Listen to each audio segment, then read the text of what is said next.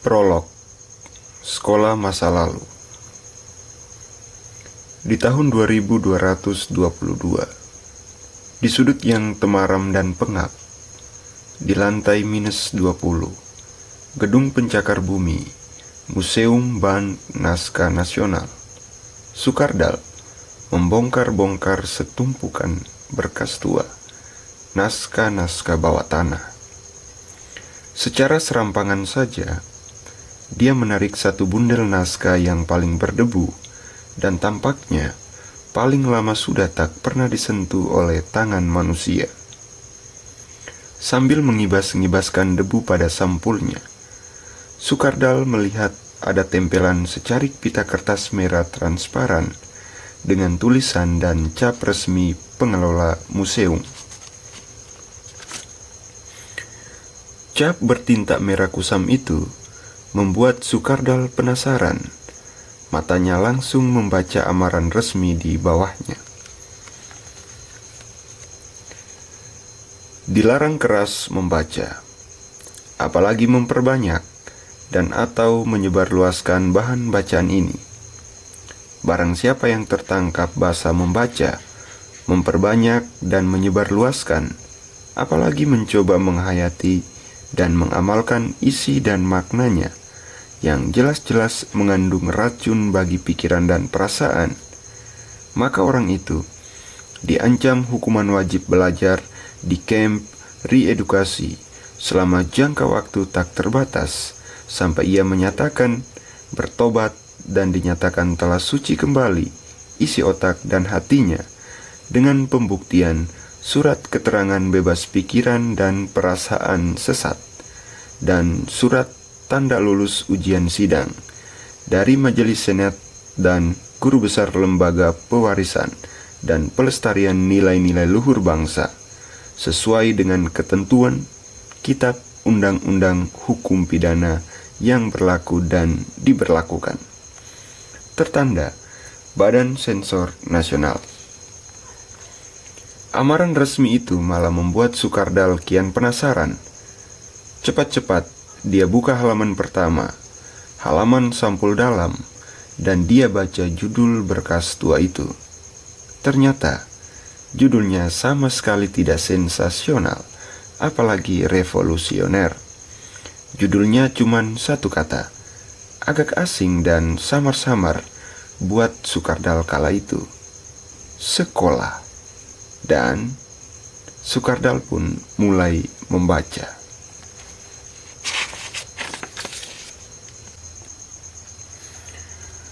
Sekolah, dari Athena ke Cuernavaca. Mendengar kata sekolah, pada umumnya seseorang akan membayangkan suatu tempat di mana orang-orang melewatkan sebagian dari masa hidupnya untuk belajar atau mengkaji sesuatu. Kata itu umumnya memang diajukan pada suatu sistem, suatu lembaga, suatu organisasi besar dengan segenap kelengkapan perangkatnya, sejumlah orang yang belajar dan atau mengajar, sekawanan bangunan gedung, secakupan peralatan, serangkaian kegiatan terjadwal, selingkupan aturan, dan sebagainya, dan seterusnya. Padahal, dalam bahasa aslinya, yakni kata skole, sekolah, skolae, atau sekolah, kata itu secara harfiah berarti waktu luang atau waktu senggang. Nah, apa dulunya tak terjadi kekeliruan pada si Jan atau si Jack yang menyebut kata itu dalam bahasa ibu mereka dengan ejaan school, yakni asal mula kata sekolah dalam bahasa kita sekarang. Sebenarnya tak ada yang keliru. Pangkal perkaranya bisa dilacak kembali jauh ke belakang, ke zaman Yunani kuno, zaman dan tempat asal-muasal kata tersebut. Alkisah, orang Yunani tempo dulu biasanya mengisi waktu luang mereka dengan cara mengunjungi suatu tempat atau seseorang pandai tertentu untuk mempertanyakan dan mempelajari hal ihwal yang mereka rasakan memang perlu dan butuh untuk mereka ketahui. Mereka menyebut kegiatan itu dengan kata atau istilah skole, sekolah, skolae, atau sekolah. Keempatnya punya arti sama, waktu luang yang digunakan khusus untuk belajar. Lama-kelamaan, kebiasaan mengisi waktu luang mempelajari sesuatu itu akhirnya tidak lagi semata-mata jadi kebiasaan kaum lelaki dewasa atau sang ayah dalam susunan keluarga pati masyarakat Yunani kuno. Kebiasaan itu juga kemudian diberlakukan bagi putra-putri mereka, terutama anak laki-laki, yang diharapkan nantinya dapat menjadi pengganti sang ayah. Karena desakan perkembangan kehidupan yang kian beragam dan kian menyita waktu, sang ayah dan sang ibu merasa bahwa mereka pun tak lagi punya waktu untuk mengajarkan banyak hal kepada putra-putrinya. Karena itu, mereka kemudian mengisi waktu luang anak-anak mereka dengan cara menyerahkannya pada seseorang yang dianggap tahu atau pandai di suatu tempat tertentu, biasanya adalah orang dan tempat di mana mereka sendiri dulu pernah bersekole.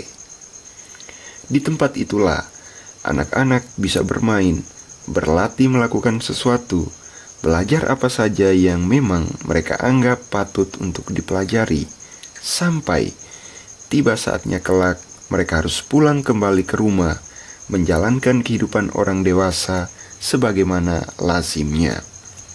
Maka, sejak saat itulah, telah beralih sebagian dari fungsi sekolah materna atau pengasuhan ibu sampai usia tertentu, yang merupakan proses dan lembaga sosialisasi terhadap umat manusia, menjadi Sekolah in Loco Parentis, atau lembaga pengasuhan anak pada waktu senggang di luar rumah sebagai pengganti ayah dan ibu. Itulah pula sebab mengapa lembaga pengasuhan ini biasa juga disebut ibu asuh atau ibu yang memberikan ilmu pengetahuan atau alma mater. Waktu terus berlalu.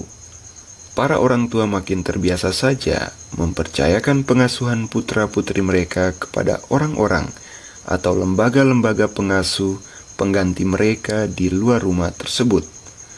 Dalam jangka waktu semakin lama dan dengan pola yang semakin teratur pula. Karena makin banyak anak yang harus diasuh, maka mulai pula diperlukan lebih banyak pengasuh yang bersedia meluangkan waktunya secara khusus untuk mengasuh anak-anak di suatu tempat khusus yang telah disediakan dengan peraturan yang lebih tertib dan dengan imbalan jasa berupa upah dari para orang tua anak-anak itu.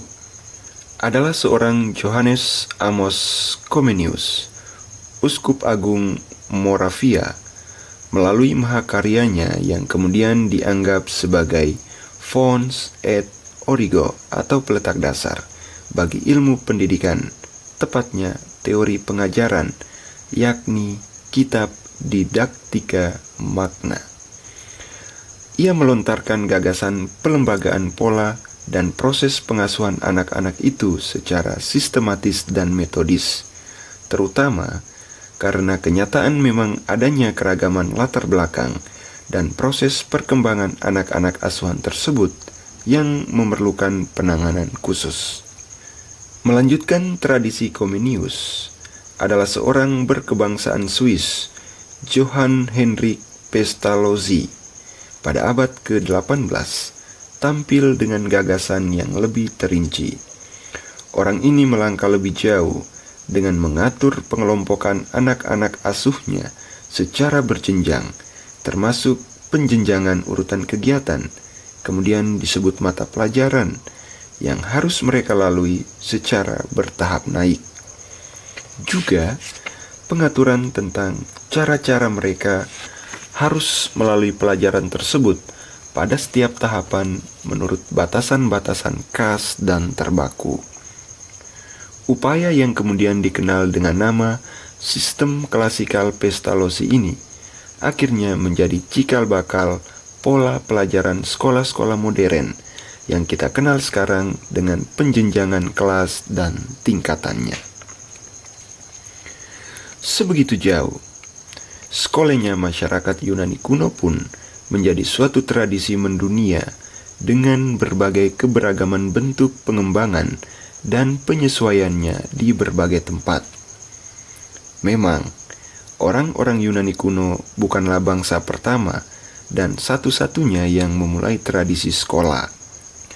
Konon, bahkan sebelum Sokrates dan muridnya Plato menyelenggarakan akademia atau liseum di Athena, bangsa Tiongkok purba kabarnya juga sudah memulainya pada 2000 tahun sebelum Yesus lahir.